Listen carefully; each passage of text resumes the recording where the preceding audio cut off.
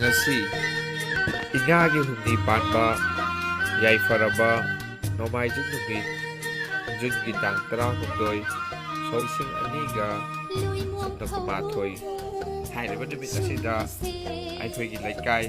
haibandi maitramgi oinasu chahi khudigi pangthokna lakpa urak lamdaiba